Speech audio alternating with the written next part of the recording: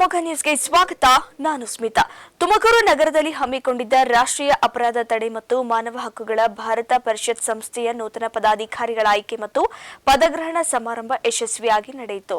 ರಾಷ್ಟ್ರೀಯ ಅಧ್ಯಕ್ಷ John J ಸಮುವೆಲ್ Kim ಅಧ್ಯಕ್ಷತೆ ವಹಿಸಿ ಮಾತನಾಡಿ, ನಮ್ಮ ಸಂಸ್ಥೆಯು ಸಾರ್ವಜನಿಕ ವಲಯದಲ್ಲಿ ತುಳಿತಕ್ಕೆ ಒಳಗಾದವರ ಪರ, ಮಕ್ಕಳಿಗೆ, ಮಹಿಳೆಯರಿಗೆ, ಜನಸಾಮಾನ್ಯರಿಗೆ ಮಾನವ ಹಕ್ಕುಗಳ ಅರಿವನ್ನ, ಅದರ ಸಂರಕ್ಷಣೆಗಾಗಿ ಕಾನೂನಿನ ಅರಿವಿನ ಬಗ್ಗೆ ಜಾಗೃತಿ ಮೂಡಿಸುವಂತಹ ಕೆಲಸವನ್ನ ಮಾಡುತ್ತಾ ಬಂದಿದ್ದೇವೆ.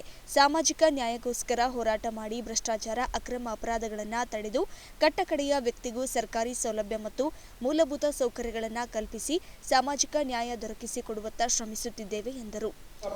ರಾಷ್ಟ್ರೀಯ ಮತ್ತು ಕರ್ನಾಟಕ ರಾಜ್ಯಾಧ್ಯಕ್ಷರಾಗಿ ನಾನು ಕರ್ತವ್ಯ ನಿರ್ವಹಿಸ್ತಾ ಇದ್ದೀನಿ. ಇವತ್ತು ಈ ಒಂದು ಸುದ್ದಿಗೋಷ್ಠಿಯ ಉದ್ದೇಶ ಏನಂತಂದರೆ, ಒಂದನೇದಾಗಿ 79ನೆಯ ಸ್ವಾತಂತ್ರ್ಯ ದಿನಾಚರಣೆಯ ಅಂಗವಾಗಿ ನಮ್ಮ ಕರ್ನಾಟಕ ರಾಜ್ಯ ಮಟ್ಟದ ಒಂದು ಕಾರ್ಯಕ್ರಮ. ಏನಕ್ಕಂತಂದರೆ, ಇವತ್ತು ನಾವು ನಮ್ಮ ಸಂಸ್ಥೆಯಲ್ಲಿ ಕೆಲವರನ್ನು ಒಂದು ಎಲ್ಲ ರೀತಿಯಲ್ಲಿ ಅವರು ಅನುಭವ ಇರ್ತಕ್ಕಂಥವರು, ಸಮಾಜದ ಜ್ಞಾನ ಇರ್ತಕ್ಕಂಥವರು, ಎಜುಕೇಟೆಡ್ ಆಗಿರ್ತಕ್ಕಂಥವರು, ಎಲ್ಲ ರೀತಿಯಲ್ಲಿ ಕೆಲಸ ಕಾರ್ಯಗಳಲ್ಲಿ ಅವರು ಇರ್ತಕ್ಕಂಥ ಒಬ್ಬರು ವ್ಯಕ್ತಿಗಳನ್ನು ನಾವು ಆಯ್ಕೆ ಮಾಡಿ ಇವತ್ತು ನಮ್ಮ ರಾಜ್ಯಕ್ಕೆ ಮಹಿಳಾ ಸಭಾಧ್ಯಕ್ಷರಾಗಿ ಚೇರ್ಪರ್ಸನ್ ಆಗಿ, ಮಹಿಳಾ ಘಟಕಕ್ಕೆ ಚೇರ್ಪರ್ಸನ್ ಆಗಿ ಶ್ರೀ ವೇದಶ್ರೀ ಅವ್ರನ್ನ ನಾವು ಆಯ್ಕೆ ಮಾಡಿ ಆದೇಶ ಮಾಡ್ತೇವೆ. ಅದೇ ರೀತಿಯಲ್ಲಿ ಅವ್ರ ಜೊತೆಯಲ್ಲಿ ಕೆಲವರನ್ನು ನಾವು ಆಯ್ಕೆ ಮಾಡಿದ್ವಿ ರಾಜ್ಯ ಮಟ್ಟದಲ್ಲಿ. ತುಮಕೂರು ಜಿಲ್ಲೆಗೆ ಸುನೀತಾ ಅಂತ ಹೇಳ್ಬಿಟ್ಟು ಅವ್ರನ್ನ ನಾವು ಮಹಿಳಾ ಅಧ್ಯಕ್ಷರಾಗಿ ಆಯ್ಕೆ ಮಾಡಿದ್ವಿ. ಇವತ್ತು ಅವರಿಗೆ ಆದೇಶ ಹೊರಡಿಸಿ ಏನು ಮಾಡ್ತಾ ಇದ್ದೀವಿ ಅಂತಂದರೆ, ಇನ್ನು ಮುಂದೆ ನಮ್ಮ ಸಂಸ್ಥೆಯ ಪರವಾಗಿ ಸಮಾಜಕ್ಕೆ ಕೆಲಸ ಮಾಡಬೇಕು. ಅವರು ವಾಲಂಟ್ರಿಯಾಗಿ ಬಂದಿದ್ದಾರೆ, ಅವರು ಸ್ವಯಂ ಪ್ರೇರಿತರಾಗಿ ಬಂದು ನಮ್ಮ ಸಂಸ್ಥೆಯಲ್ಲಿ ಕೆಲಸ ಮಾಡಲಿಕ್ಕೆ ಬಂದಿರುವಂಥವ್ರು. ಮಾಧ್ಯಮ ಮಿತ್ರರಿಗೆ 79ನೇ ಸ್ವಾತಂತ್ರ್ಯ ದಿನಾಚರಣೆಯ ಶುಭಾಶಯಗಳು ಕೋರ್ತಾ ಇದ್ದೇನೆ. ಮತ್ತು ಈ ದಿನದ ಈ ದಿನ ಪತ್ರಿಕಾಗೋಷ್ಠಿ ನಡೆಸ್ತಾ ಇರೋದಂತಂದರೆ, ಈ ದಿನ ನಮ್ಮ ಸಂಸ್ಥೆಯ ವತಿಯಿಂದ, ನನ್ನ ಹೆಸರು ಮಣಿ ಅಂತ, ನಾನು ರಾಷ್ಟ್ರೀಯ ಅಪರಾಧ ತಡೆ ಮತ್ತು ಮಾನವ ಹಕ್ಕು ಸಂಸ್ಥೆಯಲ್ಲಿ ರಾಷ್ಟ್ರೀಯ ಉಪಾಧ್ಯಕ್ಷನಾಗಿ ಕಾರ್ಯನಿರ್ವಹಿಸ್ತಾ ಇದ್ದೇನೆ. ನಮ್ಮ ಸಂಸ್ಥೆ ಇಡೀ ರಾಷ್ಟ್ರದಲ್ಲಿ ಕಾರ್ಯನಿರ್ವಹಿಸ್ತಾ ಇದೆ. ಎಲ್ಲೆಲ್ಲಿ ಮಾನವ ಹಕ್ಕು ಉಲ್ಲಂಘನೆ ಇರುತ್ತೆ ಅಲ್ಲಿ ನಾವು ನ್ಯಾಯ ಕೊಡಿಸೋವಂಥ ಕೆಲಸ ಮಾಡ್ತಾ ಇದ್ದೇವೆ. ಮತ್ತು ಇವತ್ತು ನಾವು ರಾಜ್ಯ ಮಟ್ಟದ ಒಂದು ಕಾರ್ಯಕ್ರಮ ಆಯೋಜಿಸಿದ್ವಿ. ಇವತ್ತು ಎಲ್ಲ ನಮ್ಮ ರಾಜ್ಯದ ಮೂಲೆ ಮೂಲೆಯಿಂದನೂ ಸದಸ್ಯರು ಬಂದು ಇಲ್ಲಿ ಇವತ್ತು ಸೇರಿದ್ದಾರೆ. ಎಲ್ಲ ನಮ್ಮ ಮುಂದಿನ ನಡೆ, ಎಲ್ಲೆಲ್ಲಿ ಮಾನವ ಹಕ್ಕು ಉಲ್ಲಂಘನೆ ಇರುತ್ತೆ ಅಲ್ಲಿ ನಾವು ಅವರಿಗೆ ನ್ಯಾಯ ಕೊಡಿಸುವಂಥ ಕೆಲಸ ಮಾಡ್ತೀವಿ. ಸಮಾಜಕ್ಕೆ ನಾವು ಸಮಾಜದ ಪರವಾಗಿರ್ತೀವಿ, ಕಾನೂನು ಅಡಿಯಲ್ಲಿ ಕೆಲಸ ಮಾಡ್ತೀವಿ. ನಿಮಗೆಲ್ಲ ಧನ್ಯವಾದಗಳು. ಇನ್ನು ಈ ವೇಳೆಯಲ್ಲಿ ಉಪಾಧ್ಯಕ್ಷ ಮಣಿಕಂದನ್ ಎ, ರಾಷ್ಟ್ರೀಯ ಮಂಡಳಿ ಕಾರ್ಯದರ್ಶಿ ಜೆ ಅಲ್ಬರ್ಟ್, ಮನೋರಾಜ್, ಖಜಾಂಚಿ ಅನುಷ್ಯಾ, ನಿರ್ದೇಶಕರಾದ ನಾಗರಾಜ್ ರೆಡ್ಡಿ, ರಾಜ್ಯ ಉಪಾಧ್ಯಕ್ಷ ಬದ್ರಿ ನರಸಿಂಹ, ನೂತನವಾಗಿ ಆಯ್ಕೆಯಾದ ರಾಜ್ಯ ಮಹಿಳಾ ಘಟಕದ ರಾಜ್ಯ ಸಭಾಧ್ಯಕ್ಷೆ ವೇದಾ, ರಾಜ್ಯ ಮಹಿಳಾ ಮತ್ತು ಮಕ್ಕಳ ಅಭಿವೃದ್ಧಿ ಘಟಕದ ರಾಜ್ಯಾಧ್ಯಕ್ಷೆ ಎನ್ ಅನಿತಾ ಅಕ್ಷರ, ರಾಜ್ಯ ಮಹಿಳಾ ಕಾರ್ಮಿಕ ಘಟಕದ ರಾಜ್ಯ ಅಧ್ಯಕ್ಷೆ ಶಾಂತಿ ಜೆ, ಬೆಂಗಳೂರು ನಗರ ಮಹಿಳಾ ಜಿಲ್ಲಾಧ್ಯಕ್ಷೆ ಮೀನಾ ಮತ್ತಿತರರು ಭಾಗಿಯಾಗಿದ್ದರು. ತುಮಕೂರಿನ ವೈಸಿರಿ ಕ್ಯಾಂಪಸ್ನಲ್ಲಿ ವಿದ್ಯಾವಾಹಿನಿ ಪಿಯು ಕಾಲೇಜಿನ ವಿದ್ಯಾರ್ಥಿಗಳಿಗೆ ಪೋಕ್ಸೋ ಆಕ್ಟ್ ಬಗ್ಗೆ ಮಾಹಿತಿ ಮತ್ತು ಅರಿವು ಮೂಡಿಸುವ ಕಾರ್ಯಕ್ರಮ ಮಾಡಲಾಯಿತು. ಕಾರ್ಯಕ್ರಮದಲ್ಲಿ ಮುಖ್ಯ ಅತಿಥಿಯಾಗಿ ಈ ಹಿಂದೆ ತುಮಕೂರು ಪೋಕ್ಸೋ ನ್ಯಾಯಾಲಯದಲ್ಲಿ ಸರ್ಕಾರದ ಪರ ವಿಶೇಷ ಅಭಿಯೋಜಕರಾಗಿದ್ದ ಆಶಾ ಕೆಎಸ್ ಅವರು ಭಾಗವಹಿಸಿ ವಿದ್ಯಾರ್ಥಿಗಳಿಗೆ ಪೋಕ್ಸೋ ಆಕ್ಟ್ ಬಗ್ಗೆ ಮತ್ತು ವಿದ್ಯಾರ್ಥಿಗಳ ಮೇಲೆ ದೌರ್ಜನ್ಯವಾದರೆ ಏನೆಲ್ಲ ಮಾಡಬೇಕು, ಪೋಕ್ಸೋ ಆಕ್ಟ್ ವಿದ್ಯಾರ್ಥಿಗಳಿಗೆ ನೊಂದವರಿಗೆ ಯಾವ ರೀತಿ ನೆರವಾಗುತ್ತದೆ ಎನ್ನುವುದರ ಬಗ್ಗೆ ಮಾಹಿತಿ ನೀಡಿ ವಿದ್ಯಾರ್ಥಿಗಳಲ್ಲಿ ಪೋಕ್ಸೋ ಬಗ್ಗೆ ಅರಿವು ಮೂಡಿಸಿದ್ರು. ಇನ್ನು ವಿಟೆಕ್ ಸೊಲ್ಯೂಷನ್ ಮ್ಯಾನೇಜಿಂಗ್ ಡೈರೆಕ್ಟರ್ ನಾಗಪ್ರಿಯಾ ಮಾತನಾಡಿ, ವಿದ್ಯಾರ್ಥಿಗಳಿಗೆ ಪೋಕ್ಸೋ ಬಗ್ಗೆ ಅರಿವು ತುಂಬಾ ಮುಖ್ಯ. ಬೆಳಗ್ಗೆಯಿಂದ ಸಂಜೆಯವರೆಗೂ ಶಾಲಾ ಕಾಲೇಜುಗಳಲ್ಲಿರುವ ಮಕ್ಕಳಿಗೆ ಹೊರಗಿನ ಪ್ರಪಂಚದಲ್ಲಿ ನಡೆಯುವ ವಿಷಯಗಳ ಕುರಿತು ಸಹ ಇರಬೇಕು. ಇತ್ತೀಚಿನ ದಿನಗಳಲ್ಲಿ ಪೋಕ್ಸೋ ಪ್ರಕರಣಗಳು ಹೆಚ್ಚುತ್ತಿರುವ ಹಿನ್ನೆಲೆ ಇಂದು ನಮ್ಮ ಶಾಲೆಯಲ್ಲಿ ಪೋಕ್ಸೋ ಬಗ್ಗೆ ಅರಿವು ಕಾರ್ಯಕ್ರಮ ಹಮ್ಮಿಕೊಂಡಿದ್ದೇವೆ ಎಂದರು. ಅವೇರ್ನೆಸ್ ಟಾಕ್ನ ಹಮ್ಮಿಕೊಂಡಿದ್ದೀವಿ. ಆಶಾ ಅಂತ ಅಡ್ವೊಕೇಟು ಅವ್ರು ಬಂದಿದ್ರು. ಈಗ ಪೋಕ್ಸೋ ಆ್ಯಕ್ಟ್ ನಾವು ಮಕ್ಕಳು 18 ವರ್ಷದ ಕೆಳಗಿನ ಮಕ್ಕಳ ಜೊತೆ ಬೆಳಗ್ಗೆಯಿಂದ ರಾತ್ರಿ ತನಕ ನಮ್ಮ ಇಂಟ್ರ್ಯಾಕ್ಷನು, ನಮ್ಮ ಲೈಫೇ ಅವ್ರ ಜೊತೆ ಇರುತ್ತೆ. ನಾವು ಪ್ರತಿದಿನ ಬೆಳಗ್ಗೆ ಎದ್ದಾಗ ಒಂದೊಂಥರ ಕೇಸಸ್ಸು ಕೇಳ್ತಾನೆ ಇರ್ತೀವಿ. ನಮಗೆ ಒಂಥರ ಗಾಬರಿ ಆಗೋವಂಥ ಪರಿಸ್ಥಿತಿ ಇದೆ. ಆ ಮಕ್ಕಳಲ್ಲಿ ಅವೇರ್ನೆಸ್ಸೇ ಇಲ್ಲ. ಸ್ಪೆಷಲಿ ಗಂಡು ಮಕ್ಕಳಲ್ಲಿ ಅವರು ಹೆದರ್ಕೊಳ್ತಾರೆ. ಈಚೆ ಬಂದು ಏನು ಇದು ಮಾಡಲ್ಲ, ಎಕ್ಸ್ಪ್ರೆಸ್ ಮಾಡಲ್ಲ. ಆ ಥರ ಕೆಲವರು ಹಾಸ್ಟೆಲಲ್ಲಿ ಇರ್ತಾರೆ, ಅಪ್ಪ ಅಮ್ಮನ ಬಿಟ್ಟು ಬಂದಿರ್ತಾರೆ, ಕೆಲವರು ಅಪ್ಪ ಅಮ್ಮನ ಹತ್ರ ಹೇಳ್ಕೊಳಕ್ಕೆ ಇಷ್ಟಪಡ್ದಲ್ಲಿರೋ ಈ ಥರ ಕೇಸಸ್ಸು ತುಂಬ ಬರ್ತಾ ಇದ್ದಿದ್ದರಿಂದ ನಮ್ಮಲ್ಲಿ ಅಂತಲ್ಲ ಜನರಲಿ ಬರ್ತಾ ಇದ್ದಿದ್ದರಿಂದ ಪ್ರತಿಯೊಬ್ಬ ನಾವು ಅವೇರ್ನೆಸ್ ಕೊಡಿಸೋಣ ಆ್ಯಕ್ಟ್ ಬಗ್ಗೆ. ಏಕೆಂದರೆ it is a punishable offence. ಗೊತ್ತಿಲ್ಲದಲ್ಲೇ ಸಿಗಾಕೊಂಡ್ರೆ ಅವರ ಭವಿಷ್ಯಗಳೇ ಹಾಳಾಗೋಗ್ಬಿಡುತ್ತೆ. ಹಾಗಾಗಿ ಆಶಾ ಅವರಿಂದ ನಾವಿವತ್ತು ಹಮ್ಮಿಕೊಂಡಿದ್ವಿ. It's a very good programme. ಪ್ರತಿಯೊಬ್ಬರು ಎಲ್ಲರೂ ಇವನ್ ಇದು ಮಕ್ಕಳೇ ತಿಳ್ಕೊಬೇಕು ಅಂತಲ್ಲ, ಪೇರೆಂಟ್ಸು ಮೊದಲಾಗಿ ತಿಳ್ಕೊಬೇಕಾಗಿರೋದು. ಆದಷ್ಟು ನಿಮ್ಮ ಮಕ್ಕಳಿಗೆ ಪೋಕ್ಸೋ ಆ್ಯಕ್ಟ್ ಬಗ್ಗೆ ಗೈಡ್ ಮಾಡಿ ಅಂತ ಹೇಳಕ್ಕೆ ಇಷ್ಟಪಡ್ತೀನಿ. ಇನ್ನು ಈ ಕಾರ್ಯಕ್ರಮದಲ್ಲಿ ಮುಖ್ಯ ಅತಿಥಿ advocate Asha KS, BTech solution and management director Nagapriya, Vaisiri PU ಕಾಲೇಜಿನ ಪ್ರಾಂಶುಪಾಲರಾದ ಪೂರ್ಣಗಂಗಾ ಹಾಗೂ ಇನ್ನರ್ ವೀಲ್ನ ಪದಾಧಿಕಾರಿಗಳಾದ ಮಂಜುಳಾ ಇತರರು ಭಾಗಿಯಾಗಿದ್ರು. ಕ್ಯಾಮರಾ ಪರ್ಸನ್ ರಂಜಿತ್ ಕುಮಾರ್ ಜೊತೆ ಪುನೀತ ಅಮೋಕ್ ಟಿವಿ ತುಮಕೂರು. ನಮ್ಮ ತುಮಕೂರು ಸ್ಮಾರ್ಟ್ ಸಿಟಿ ಶೈಕ್ಷಣಿಕ ನಗರ ಎಂಬ ಹೆಗ್ಗಳಿಕೆಗೆ ಪಾತ್ರವಾಗ್ತಿದೆ. ಆದರೆ ನಗರದ ಸೌಂದರ್ಯವನ್ನ ಕಸದ ಸಮಸ್ಯೆ ಹಾಳು ಮಾಡುತ್ತಿದೆ. ನಗರದ ಮೂಲೆ ಮೂಲೆಯಲ್ಲಿಯೂ ಕಸದ ಸಮಸ್ಯೆ ಹೆಚ್ಚಾಗ್ತಾ ಇದೆ. ಇನ್ನು ಅಂತರಸನಹಳ್ಳಿ ಮಾರುಕಟ್ಟೆ ನೀರು ನಿಂತು ಗಬ್ಬೆದ್ದು ನಾರುತ್ತಿದ್ರೂ ಕೂಡ ಅಧಿಕಾರಿಗಳು ಮಾತ್ರ ಗಮನ ಹರಿಸ್ತಾ ಇಲ್ಲ. ವೀಕ್ಷಕರೇ, ನಾವೀಗ ತುಮಕೂರಿನ ಕೃಷಿ ಉತ್ಪನ್ನ ಮಾರುಕಟ್ಟೆ ಅಂತರಸನಹಳ್ಳಿಯಲ್ಲಿ ಇರುವಂತದ್ದು. ಕೃಷಿ ಉತ್ಪನ್ನ ಮಾರುಕಟ್ಟೆ ಅಲ್ಲ, ಇಲ್ಲಿ ಬಂದಂತವರಿಗೆ ರೋಗ ಹರಡುವ ಮಾರುಕಟ್ಟೆ ಅಂದ್ರೂ ಕೂಡ ತಪ್ಪಾಗೋದಿಲ್ಲ.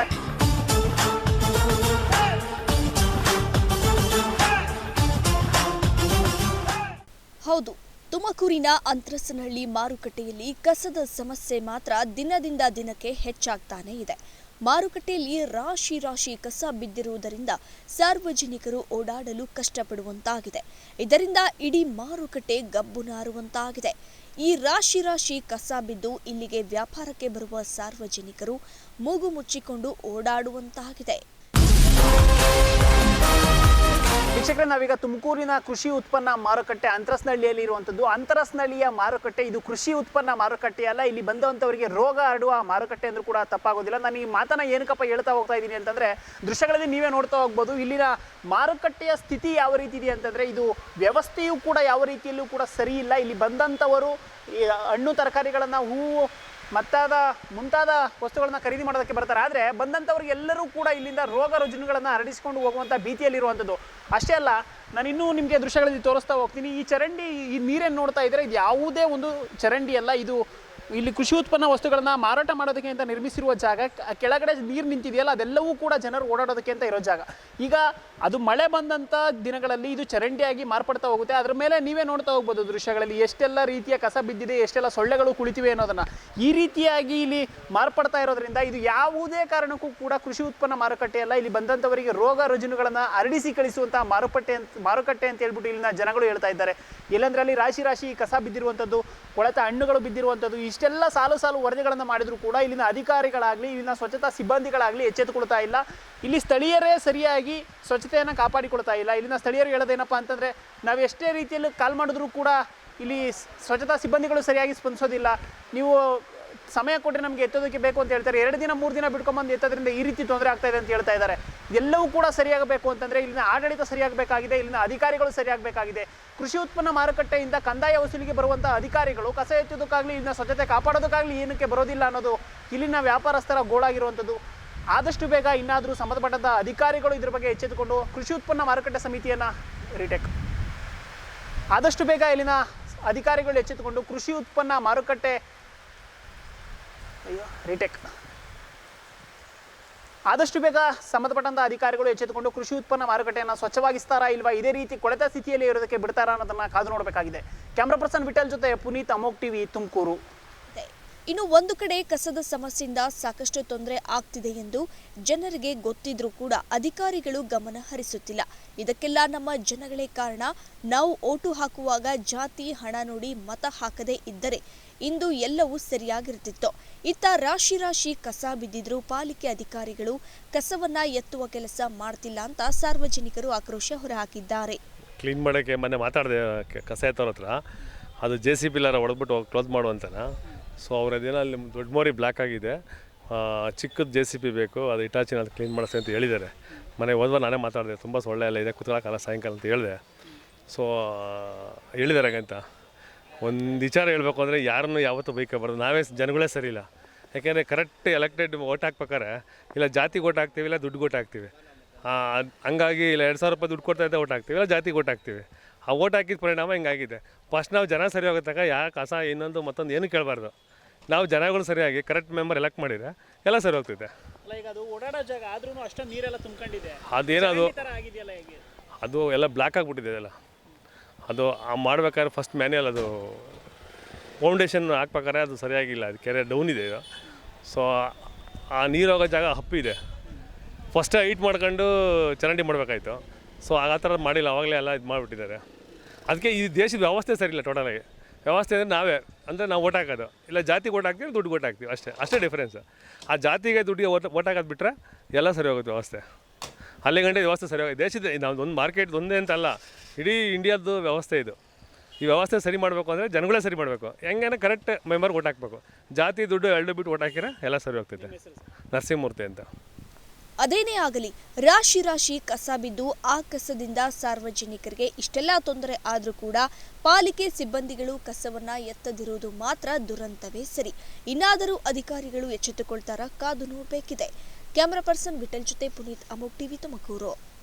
ಶಿಡ್ಲಘಟ್ಟ ತಾಲೂಕಿನ ಜಯಂತಿ ಗ್ರಾಮದ ಹಾಲು ಉತ್ಪಾದಕರ ಸಹಕಾರ ಸಂಘದ 5 ವರ್ಷಗಳ ಅವಧಿಗೆ ಸಾಮಾನ್ಯ ವರ್ಗದಿಂದ ನೂತನ ಅಧ್ಯಕ್ಷೆಯಾಗಿ ಜೆಡಿಎಸ್ ಬೆಂಬಲಿತ ಅಭ್ಯರ್ಥಿ ಶಾರದಮ್ಮ ಕೇಶವರೆಡ್ಡಿ ಮತ್ತು ಉಪಾಧ್ಯಕ್ಷರಾಗಿ ಮಾಸ್ತಿ ಅವಿರೋಧವಾಗಿ ಆಯ್ಕೆಯಾಗಿದ್ದಾರೆ. ಜಯಂತಿ ಗ್ರಾಮ ಹಾಲು ಉತ್ಪಾದಕರ ಸಹಕಾರ ಸಂಘಕ್ಕೆ ನಡೆದ ಚುನಾವಣೆಯಲ್ಲಿ ನಿಗದಿತ ಸಮಯದಲ್ಲಿ ಅಧ್ಯಕ್ಷ ಹಾಗೂ ಉಪಾಧ್ಯಕ್ಷ ಸ್ಥಾನಕ್ಕೆ ತಲಾ ಒಂದೊಂದು ನಾಮಪತ್ರಗಳು ಸಲ್ಲಿಕೆಯಾಗಿತ್ತು. ಸದರಿ ಸ್ಥಾನಗಳಿಗೆ ಯಾರು ನಾಮಪತ್ರಗಳು ಸಲ್ಲಿಸಿದ ಕಾರಣ ಅವರನ್ನೇ ಅವಿರೋಧವಾಗಿ ಆಯ್ಕೆ ಮಾಡಲಾಯಿತು. ನೂತನ ಅಧ್ಯಕ್ಷರಾದ ಶಾರದಮ್ಮ ಕೇಶವರೆಡ್ಡಿ ಮತ್ತು ಉಪಾಧ್ಯಕ್ಷ ಮಾಸ್ತಿ ಹಾಗೂ ಜೆಡಿಎಸ್ ಬೆಂಬಲಿತ ನಿರ್ದೇಶಕರುಗಳು ಶನಿವಾರದಂದು ಕ್ಷೇತ್ರದ ಶಾಸಕ ಬಿಎನ್ ರವಿಕುಮಾರ್ ಅವರನ್ನ ಮೇಲೂರಿನ ಗೃಹ ಕಚೇರಿಯಲ್ಲಿ ಭೇಟಿ ಮಾಡಿ ಶಾಸಕರಿಗೆ ಗುಲಾಬಿ ಹೂ ಹಾರ ಹಾಕಿ ಶಾಲು ಹೊದಿಸಿ ಗೆಲುವಿಗೆ ಸಹಕರಿಸಿ ಡೇರಿ ಚುನಾವಣೆಗೆ ಸಹಕರಿಸಿದ ಅವರನ್ನು ಅಭಿನಂದಿಸಿ ಸನ್ಮಾನಿಸಲಾಯಿತು. ಕೋಟಹಳ್ಳಿ ಅನಿಲ್ ಕುಮಾರ್, ಅಮೋಕ್ ಟಿವಿ, ಶಿಡ್ಲಘಟ್ಟ.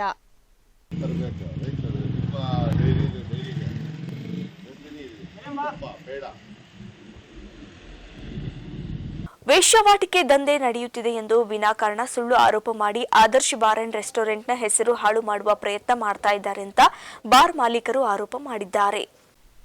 ರಾಯಭಾಗ ತಾಲೂಕಿನ ಮುಗಳಕೋಡ ಪುರಸಭೆ ವ್ಯಾಪ್ತಿಯಲ್ಲಿ ಬರುವ ಆದರ್ಶ್ ಬಾರ್ ಅಂಡ್ ರೆಸ್ಟೋರೆಂಟ್ನಲ್ಲಿ ಸುಮಾರು ವರ್ಷಗಳಿಂದ ಈ ಬಾರ್ ಮತ್ತು ರೆಸ್ಟೋರೆಂಟ್ನಲ್ಲಿ ವೇಶ್ಯಾವಾಟಿಕೆ ನಡೆಯುತ್ತಿದೆ ಎಂದು ಸತ್ಯಾಂಶಕ್ಕೆ ದೂರವಾದ ಆರೋಪವಾಗಿದೆ. ಇನ್ನು ನಮ್ಮ ಬಾರ್ ಮತ್ತು ರೆಸ್ಟೋರೆಂಟ್ಗೆ ಏಕಾಏಕಿ ಸುಮಾರು 30 ಜನ ದುರುಳರ ತಂಡ ಲಾಡ್ಜ್ಗೆ ಬಂದು ಗಲಾಟೆ ಮಾಡಿದ್ದಾರೆ. ನಂತರ ಲಾಡ್ಜ್ ಬಾಗಿಲು ಬಡಿದು ಗ್ರಾಹಕರಿಗೆ ಅವಾಚ್ಯ ಶಬ್ದಗಳಿಂದ ನಿಂದಿಸಿ ಮಾಲೀಕರ ಮೇಲೆ ಹಲ್ಲೆ ಮಾಡಿ ನಮ್ಮ ಆಸ್ತಿ ಪಾಸ್ತಿ ಹಾಳು ಮಾಡಿದ್ದಾರೆ. ಮಾನ್ಯ ನ್ಯಾಯಾಲಯದ ಆದೇಶದಂತೆ ಲಾಡ್ಜ್ಗೆ ಬರುವ ಗ್ರಾಹಕರಿಂದ ಕಡ್ಡಾಯವಾಗಿ 18 ವರ್ಷ ಮೇಲ್ಪಟ್ಟ ಯುವತಿಯರಿಗೆ ರೂಮ್ ಕೊಡಬಹುದು. 21 ವರ್ಷ ಮೇಲ್ಪಟ್ಟ ಯುವಕರ ಆಧಾರ್ ಕಾರ್ಡ್ ತೆಗೆದುಕೊಂಡು ರೂಮ್ಗಳನ್ನು ಕೊಡುತ್ತೇವೆ ಎಂದು ಬಾರ್ ಮತ್ತು ರೆಸ್ಟೋರೆಂಟ್ ಮಾಲೀಕ ಗೋಪಾಲ ತೇರ್ದಾಳ ಹೇಳಿದ್ದಾರೆ. ಇದು ಮನೆ 14 ತಾರೀಕು ಪಾಲ್ಗಾನವ್ರು ಆರೋಪ ಮಾಡಿದ್ರಲ್ರಿ, ಅದೆಲ್ಲ ಸತ್ಯಕ್ಕೆ ದೂರವಾದ ಮಾತು ಇರೋದ ಅಂಥವು. ಒಂದು 2018ರಾಗ ಏನು ಲಾಜ್ ಚಲೋ ಆಗಿತ್ತಲ್ರಿ, ಅವಾಗಿಂದ ಯಾವುದೇ ರೀತಿಯಾದ ವೇಶ್ಯಾವಾಟಿಕೆ ಅಂತ ಇಂಥದ್ದು ಅದನ್ನೇನು ಮಾಡೋದು ಇದೆ ಇಲ್ರಿ, ಅದು ಮಾಡಿಲ್ಲ. ಏನಾಗೈತೆ ಅದು ಅವ್ರ ಹುಡುಗಿ ಯಾವುದೋ ರವಿವಾರ ದಿವಸನೋ ಮಿಸ್ಟೇಕ್ ಆಗಿತ್ತು ಅದು, ಅವ್ರ ರಿಲೇಷನ್ ಅವ್ರ ಹುಡುಗಿ ಗೊತ್ತಿಲ್ಲ ನನಗೆ. ಅದರ ಬದಲು ಅವರು ಹಾರಿಯೂರು ಪೊಲೀಸ್ ಸ್ಟೇಷನ್ಗೆ ಕಂಪ್ಲೇಂಟ್ ಮಾಡಿದ್ದಾರೆ. ಆ ಹುಡುಗಿ ಇಲ್ಲಿ ಏನೋ ನೋಡಕ್ಕೆ ಬಂದರು ಅಂದಾಗ ಆ ಹುಡುಗಿ ಇಲ್ಲಿ ಸಿಗ್ತಿಲ್ಲ. ನಾವು ಆ್ಯಕ್ಚುಲಿ ಅವ್ರು ಇಲ್ಲಿ ಬರೋದು ತಪ್ಪು ಅವ್ರು ಸಂಬಂಧಪಟ್ಟ ಇಲಾಖೆಗೆ ಅದನ್ನು ಕಂಪ್ಲೇಂಟ್ ಮಾಡಿ ಇಲ್ಲಿ ಏನಾಗಿತ್ತು ಅಂದ್ರೆ ಇದು ಮಾಡ್ಬೇಕು. ನಾವು ಹಂಗೆ ಬಂದಾಗ ಆದರೂ ನಮಗೆ ಏನು ಮಾಡೋರು ಅವ್ರು ಬಂದು ಎಲ್ಲ ರೂಮ್ ಚೆಕ್ ಮಾಡ್ಬೋದು ಅಂತ ಹೇಳ್ಯಾರ. ಹೇಳಿದ್ರು ಅವ್ರು ಬಂದು ಸುಮ್ಮನೆ ಹುಡುಗರು ನೋಡಿ ಎಲ್ಲ ರೂಮ್ ತೆಗೆದು ಅವ್ರು ಹುಡುಗಿ ಇಲ್ಲ ಇಲ್ಲದವ್ರು ಅವ್ರು ಎಲ್ಲರೂ ನಮ್ಮ ಸಿಬ್ಬಂದಿನೂ ಮತ್ತು ಇಲ್ಲಿ ಬಂದಂಥ ಕಸ್ಟಮರ್ನು ಎಲ್ಲರನ್ನೂ ಬಡೋದು ಹ್ಯಾರಾಸ್ಮೆಂಟ್ ಮಾಡಿ ಇದನ್ನು ಮಾಡಿ ರೂಮ್ ಎಲ್ಲ ಡ್ಯಾಮೇಜ್ ಮಾಡ್ಯಾರ. ರೂಮ್ ತೋರಿಸ್ತಾನೆ ನಿಮಗೆ ಆ ರೂಮ್ ಡ್ಯಾಮೇಜ್ ಮಾಡಿ ಇಲ್ಲಿ ನಮ್ಗೆ ಲೇಟ್ ಬಂದಿಲ್ಲ ಕೆಲಸ ಹೊರಗೋದು ಅವಳು ಎಳೆದಾಡಿ ಇದು ಮಾಡ್ಯಾರ. ಆ ಪ್ರಕಾರ ನಮ್ಮ ಮಾರೇನು ಲೀಸ್ ಕೊಡೋದಿಲ್ಲ ಪ್ರಶಾಂತ್ ಚಾರ್ಬುದ್ರ ಅಂತ ಹೇಳಿ ಇವ್ರಿಗೆ ನಾವು. ಇನ್ನು ಮಾಧ್ಯಮದವರ ಕೊಡುಗೆ ಸಮಾಜಕ್ಕೆ ಬಹಳಷ್ಟಿದೆ.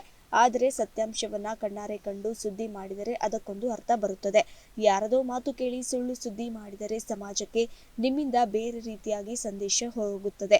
ಇಂತಹ ಕೃತ್ಯ ಎಸಗಿದ ದುರುಳರ ವಿರುದ್ಧ ಹಾರೋಗೇರಿ ಪೊಲೀಸ್ ಠಾಣೆಯಲ್ಲಿ ದೂರು ದಾಖಲಿಸಿದ್ದೇವೆ. ಮುಂದಿನ ದಿನಗಳಲ್ಲಿ ಕಾನೂನು ರೀತಿ ಹೋರಾಟ ಮಾಡುತ್ತೇವೆ ಎಂದು ಬಾರ್ ಮತ್ತು ರೆಸ್ಟೋರೆಂಟ್ ಗುತ್ತಿಗೆ ಪಡೆದ ಪ್ರಶಾಂತ್ ಶಾರಬಿದ್ರಿ ಹೇಳಿದ್ದಾರೆ.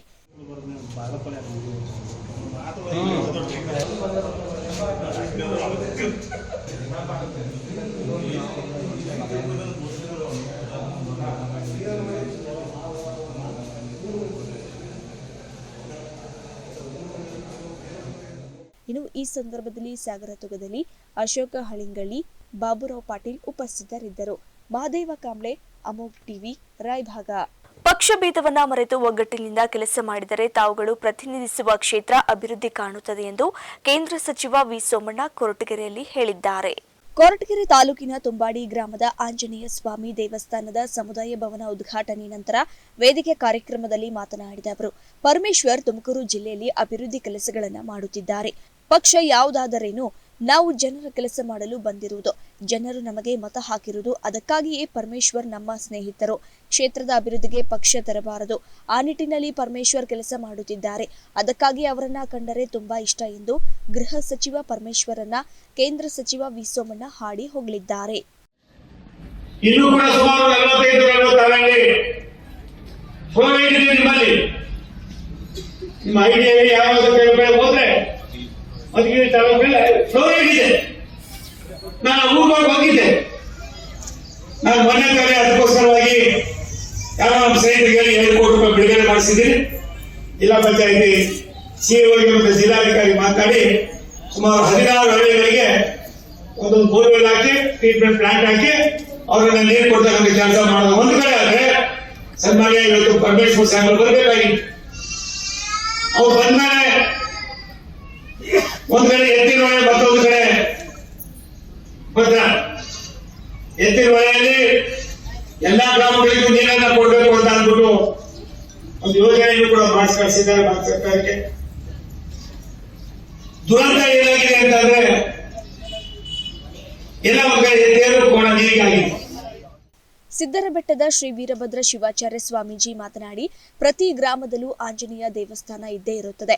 ಆಂಜನೇಯನ ಅನುಗ್ರಹ ಊರ ಮೇಲೆ ಇದ್ದರೆ ಯಾವ ರೋಗಗಳು ಜನರಿಗೆ ಬಾರದಂತೆ ಜನರನ್ನ ಕಾಪಾಡುತ್ತದೆ ಅನ್ನುವ ನಂಬಿಕೆ ಇದೆ. ತುಂಬಾಡಿ ಹಾಗೂ ಕುರಂಕೋಟೆ ಆಂಜನೇಯ ಸ್ವಾಮಿಯು ಒಂದೇ ರೀತಿ ಕಾಣುತ್ತದೆ. ದೇವರ ವಿಗ್ರಹವನ್ನ ನೋಡಿದರೆ ನೋಡುತ್ತಲೇ ಇರಬೇಕು ಎನಿಸುತ್ತದೆ.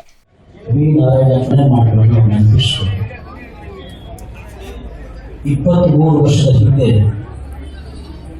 ಈ ದೇವಸ್ಥಾನದಲ್ಲಿ ಜನಕ್ಕೆ ಮತ್ತು ಭಕ್ತಾದಿಗಳಿಗೆ ಅನುಕೂಲವಾಗಿರುವಂತ ಒಂದು ಹಿನ್ನೆಲೆಯಲ್ಲಿ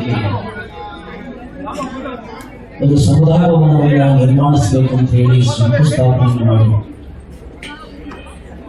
ಈ ಒಂದು ಒಳ್ಳೆಯ ಕಾರ್ಯಕ್ಕೆ ಚಾಲನೆ ಕೊಟ್ಟಿರ್ತಕ್ಕಂಥ ಆ ಹಿರಿಯರನ್ನ ಇವತ್ತು ನಾವು ನೆನಪಿಸ್ತೀವಿ. ಇವತ್ತು ಅವರು ಇಲ್ಲವೇ ಇರಬಹುದು, ಆದರೆ ಅವರ ಕಾರ್ಯ ಇವತ್ತು ಕೈಬಿಡಿರ್ತಕ್ಕಂಥದ್ದು ಆ ಇಬ್ಬರ ವ್ಯಕ್ತಿಗಳ ಆತ್ಮಕ್ಕೆ ಸಂತೋಷ ತಂದಿರುತ್ತೆ ಅನ್ನುವಂಥದ್ದನ್ನ ನಾವು ತಿಳಿಸಲಿಕ್ಕೆ ಇಚ್ಛೆ ಪಡ್ತೇವೆ.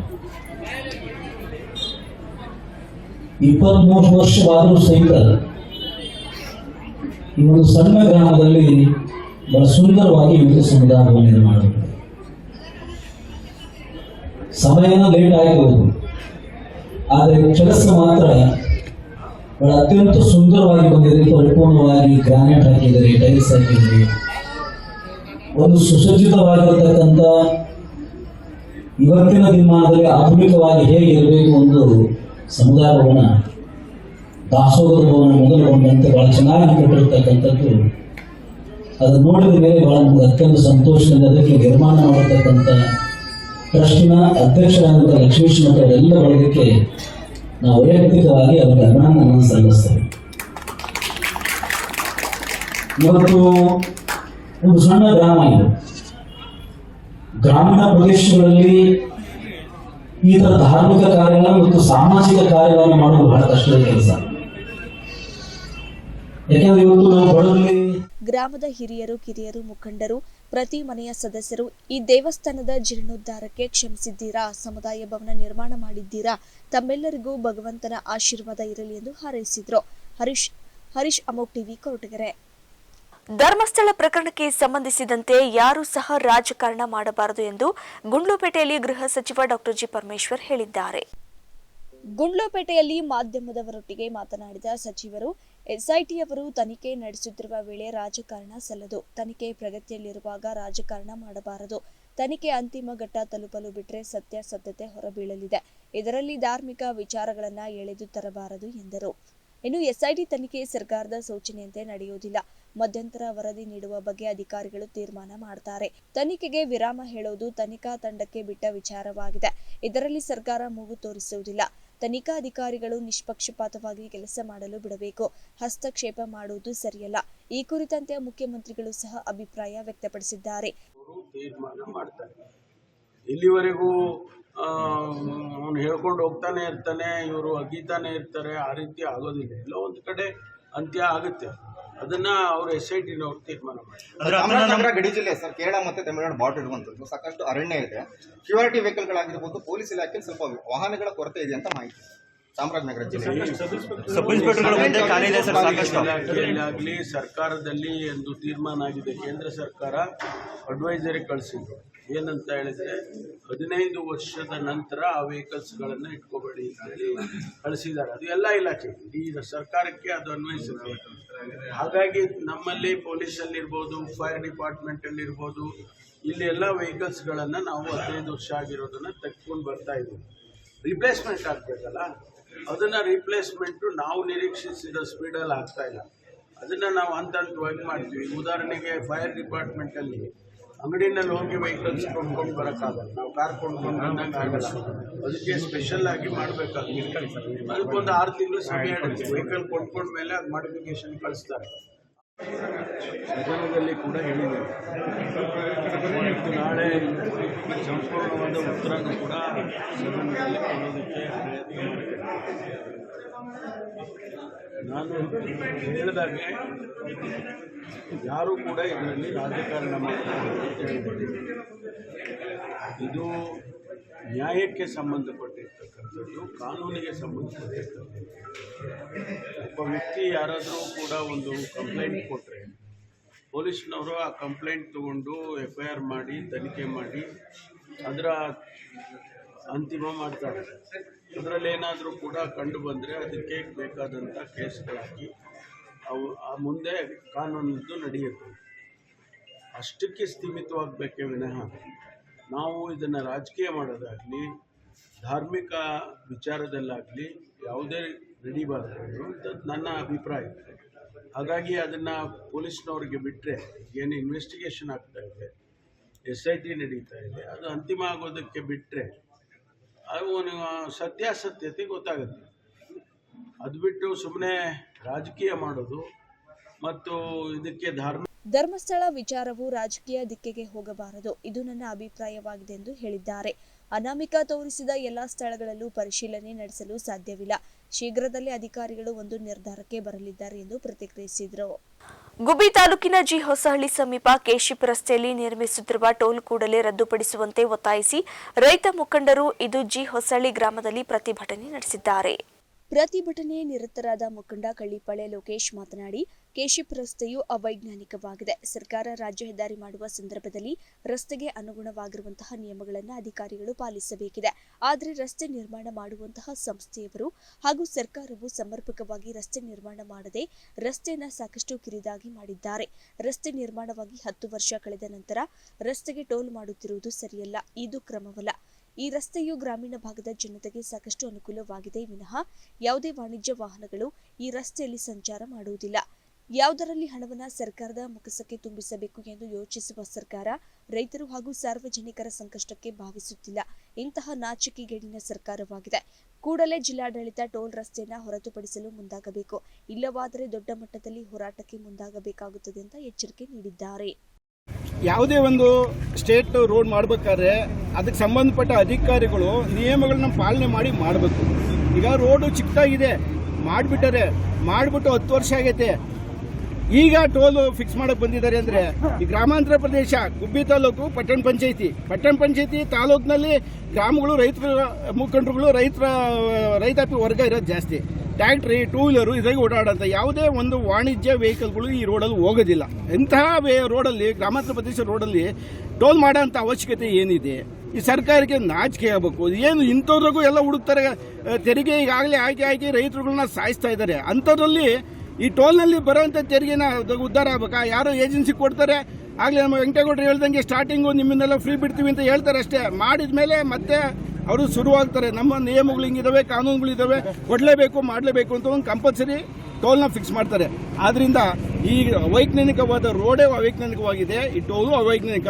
ಅದರಿಂದ ಯಾವುದೇ ಕಾರಣದಿಂದ ಜಿಲ್ಲಾಡಳಿತ ಆಗಲಿ ತಾಲೂಕು ಆಡಳಿತ ಗಮನ ಹರಿಸಿ ಇಷ್ಟು ದೊಡ್ಡ ಮಟ್ಟದಲ್ಲಿ ಸಾವಿರಾರು ಜನ ರೈತರುಗಳು ಸೇರಿ ಹೋರಾಟ ಮಾಡ್ತಾರಂಥ ಪರಿಸ್ಥಿತಿಯಲ್ಲಿ ಇದಕ್ಕೆ ಎಲ್ಲ ಸಾರ್ವಜನಿಕರಲ್ಲಿ ಸೇರಿ ಪ್ರತಿಭಟನೆ ಮಾಡ್ತಾ ಇದ್ದಾರೆ.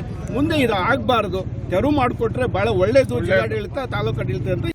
ತಾಲೂಕು ಅಧ್ಯಕ್ಷ ಸಂಘದ ಅಧ್ಯಕ್ಷ ವೆಂಕಟೇಶ್ ಮಾತನಾಡಿ, ಈ ರಸ್ತೆಯ ರೈತರ ಸಮರ್ಪಕ ರಸ್ತೆಯಾಗಿದ್ದು ಈ ರಸ್ತೆಯು ತಾಲೂಕು ಕೇಂದ್ರಕ್ಕೆ ಸಮೀಪವಾದ ರಸ್ತೆಯಾಗಿದೆ.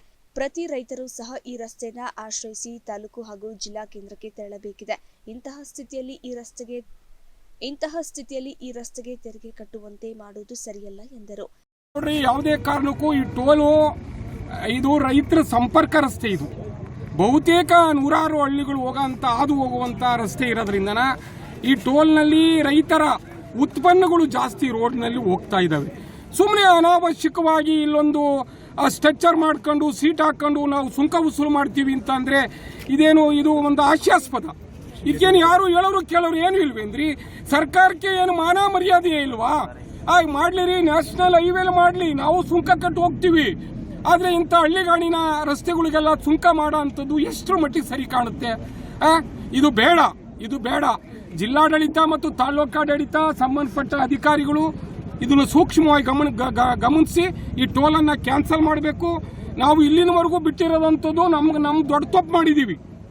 ಈಗಲೂ ಸಹ ಏನು ಕಾಲ ಮಿಂಚಿಲ್ಲ, 1 ಗಂಟೆ ಒಳಗೆ ನಾವು ಇದನ್ನ ತೆರವುಗೊಳಿಸ್ತೀವಿ. ಆದರೆ ನಾವು ಕಾನೂನನ್ನ ಕೈ ಎತ್ಕೊಂಬಾರ್ದು. ಇಲಾಖೆ ಇದೆ, ಪೊಲೀಸ್ ಇಲಾಖೆ ಇದೆ, ಡಿಪಾರ್ಟ್ಮೆಂಟ್ ಅವ್ರವ್ರೆ ಅಂತನ. ಈಗಲೂ ಸಹ ನೀವು ಯಾರನ್ನು ಕಳಿಸ್ತೀರೋ ಏನು ಮಾಡ್ತೀರೋ ಗೊತ್ತಿಲ್ಲ, ಯಾವುದೇ ಕಾರಣಕ್ಕೂ ಟೋಲ್ ಬೇಡ ಇಲ್ಲಿ ಅಧಿಕಾರಿಗಳು ಹೇಳ್ತಾರೆ. ಇನ್ನು ಈ ಸಂದರ್ಭದಲ್ಲಿ ರೈತ ಸಂಘದ ಲೋಕೇಶ್, ರವೀಶ್, ನರೇಶ್, ನಟರಾಜ್ ಇತರರು ಇದ್ದರು. ದೇವನಹಳ್ಳಿ ಪಟ್ಟಣದ ಜಿಲ್ಲಾ ಪತ್ರಕರ್ತರ ಭವನದಲ್ಲಿ ದೇವರಾಜ್ ಅರಸು ಅವರ ಜನ್ಮ ದಿನಾಚರಣೆಯ ಬಗ್ಗೆ ಬಿಕೆ ನಾರಾಯಣಸ್ವಾಮಿ ಅವರು ಪತ್ರಿಕಾಗೋಷ್ಠಿ ನಡೆಸಿದ್ದಾರೆ. ದೇವನಹಳ್ಳಿ ಪಟ್ಟಣದ ಪತ್ರಕರ್ತರ ಭವನದಲ್ಲಿ ನಡೆದ ಪತ್ರಿಕಾಗೋಷ್ಠಿಯಲ್ಲಿ ಇದೇ 20ರಂದು ಪಟ್ಟಣದ ದೇವರಾಜ್ ಅರಸ್ ಭವನದಲ್ಲಿ ದೇವರಾಜ್ ಅರಸ್ ಅವರ 110ನೇ ಜನ್ಮ ದಿನಾಚರಣೆ ಸರ್ಕಾರದ ವತಿಯಿಂದ ನಡೆಯುತ್ತಿದೆ. ಕುರಿ ಮತ್ತು ಉಣ್ಣೆ ಅಭಿವೃದ್ಧಿ ನಿಗಮ ಮಾಜಿ ಅಧ್ಯಕ್ಷ ಬಿಕೆ ನಾರಾಯಣಸ್ವಾಮಿ ಮಾತನಾಡಿ, ದೇವನಹಳ್ಳಿ ಪ್ರವಾಸಿ ಮಂದಿರದಿಂದ ದೇವರಾಜ್ ಅರಸರವರ ಭಾವಚಿತ್ರದೊಂದಿಗೆ ಮೆರವಣಿಗೆ ನಡೆಯುತ್ತದೆ.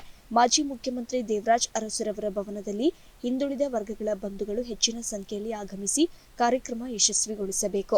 ಅನೇಕ ಸಮಾಜದ ಬಂಧುಗಳು ಹಾಗೂ ವಿದ್ಯಾರ್ಥಿಗಳಿಗೆ ಅಭಿನಂದನೆ ಕಾರ್ಯಕ್ರಮ ಇರುತ್ತದೆ ಎಂದರು. ಇನ್ನು ಮೆರವಣಿಗೆ ಸಮಯದಲ್ಲಿ ಮುತ್ತೈದೆಯರು ಪೂರ್ಣಕುಂಭ ಸಮೇತರಾಗಿ ಹಲವು ಸಾಂಸ್ಕೃತಿಕ ತಂಡಗಳು ಇರುತ್ತವೆ ಎಂದರು. ನಾಳೆ ಇಲ್ಲ ನಾಡಿದ್ದು ಅಂದರೆ 20ನೇ ತಾರೀಕು ಬುಧವಾರ 110ನೆಯ ಧೀಮಂತ ನಾಯಕ, ಈ ರಾಜ್ಯದ ನಿಕಟಪೂರ್ವ ಮುಖ್ಯಮಂತ್ರಿಗಳಾದಂತಹ ದೇವರಾಜ್ ಅರಸು ಅವರ ಜನ್ಮ ದಿನಾಚರಣೆ ಆಚರಣೆ ಮಾಡ್ತಾ ಇದ್ದೀವಿ. ಆ ಒಂದು ಆಚರಣೆ ಅಂಗವಾಗಿ ಅವರ ಭಾವಚಿತ್ರವನ್ನು ಹಿಡಿದು ಎಲ್ಲ ಹಿಂದುಳಿದ ವರ್ಗದ ನಾಯಕರುಗಳು ಪಕ್ಷಾತೀತವಾಗಿ ಸೇರುವಂಥದ್ದು. ಇಲ್ಲಿ ಪ್ರವಾಸಿ ಮಂದಿರದಿಂದ ಹಿಡಿದು ಅರಸು ಭವನ ತನಕ ನಾವು ಮೆರವಣಿಗೆ ಮುಖಾಂತರ ಕಾಲ್ನಡಿಗೆಯಲ್ಲಿ ಹೋಗ್ತಾ ಇದ್ದೀವಿ. ತದನಂತರ ಆ ಕಾರ್ಯಕ್ರಮಕ್ಕೆ ಚಾಲನೆಯನ್ನು ಕೊಡಲು ಈ ತಾಲೂಕಿನ ಶಾಸಕರು ಹಾಗೆ ಸಚಿವರು ಆದಂಥ KH ಮುನಿಯಪ್ಪ ಸಾಹೇಬರು ಕೂಡ ಬರ್ತಾ ಇದ್ದಾರೆ, ಅವರ ಬಳಗ ಕೂಡ ಬರ್ತಾ ಇದೆ. ಜೊತೆಗೆ ಮಾನ್ಯ ಜಿಲ್ಲಾಧಿಕಾರಿಗಳು, ಜಿಲ್ಲಾಡಳಿತ, ತಾಲೂಕಾಡಳಿತ, ಎಲ್ಲ ವಿವಿಧ ಸಹಾಯ ಗುಂಪುಗಳು ಕೂಡ ಈ ಒಂದು ಕಾರ್ಯಕ್ರಮಕ್ಕೆ ಆಗಮಿಸಿ ಈ ಒಂದು ಕಾರ್ಯಕ್ರಮವನ್ನು ಒಂದು ವಿಜೃಂಭಣೆಯಿಂದ ಮಾಡುವಂಥ ಕೆಲಸ ಆಗ್ತಾ ಇದೆ. ಅದು ಕೂಡ ಇವತ್ತೊಂದು ಪ್ರೆಸ್ ಮೀಟನ್ನು ಕರೆದು ಎಲ್ಲ ಇಡೀ ದೇವನಹಳ್ಳಿ ವಿಧಾನಸಭಾ ಕ್ಷೇತ್ರದ ಸಾರ್ವಜನಿಕವಾಗಿ ನಾನು ಮನವಿಯನ್ನು ಮಾಡ್ತಾ ಇದ್ದೀನಿ. ಅಕ್ಷಯವಿ, ಅಮೋಕ್ ಟಿವಿ, ದೇವನಹಳ್ಳಿ. ಇದಿಷ್ಟು ಸುದ್ದಿಗಳು ನೋಡ್ತಾ ಇರಿ ಅಮೋಕ್ ಟಿವಿ, ಎಂದೆಂದಿಗೂ ನಿಮ್ಮೊಂದಿಗೆ.